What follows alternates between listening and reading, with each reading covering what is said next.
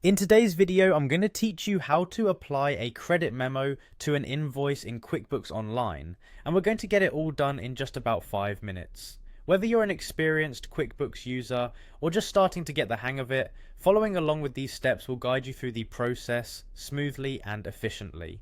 Let's dive in. First, we'll begin by accessing your QuickBooks Online account. You can start by clicking on the Sign In button. This brings you to the QuickBooks Online login page. Here, you should choose QuickBooks Online from the options provided. Once you're there, it's time to enter your credentials. Carefully type in your username and password, then click Continue. It's important to make sure your login information is correct to avoid any hiccups. Now that you're successfully logged in, let's proceed to the heart of the task. Navigate to the home page and locate the New button. Clicking on this brings up a list of options. From this list, select Credit Memo. This action leads you to a fresh credit memo form, which is where we'll input all the necessary details. Starting with the first field, you need to add the customer who is receiving the credit memo. Choose the correct customer from your existing contacts. This ensures the credit is accurately applied to the right party. After selecting the customer, it's time to specify the product or service related to this credit memo. In the products or service drop-down, enter the relevant information that pertains to what the credit memo is being issued for. Next, you'll want to specify the amount.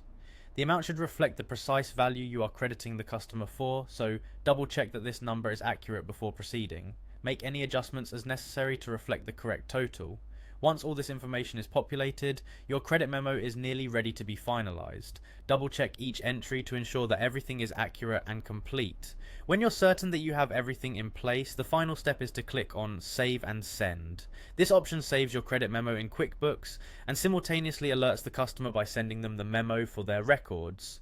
And there you have it, you've successfully applied a credit memo to an invoice in QuickBooks Online. By following these straightforward steps, you ensure that all your accounting records remain accurate and up to date, maintaining smooth financial operations within your business. Thanks for watching, and I hope this guide helps make your QuickBooks experience even more seamless and efficient. Don't forget to check back for more helpful tutorials like this one.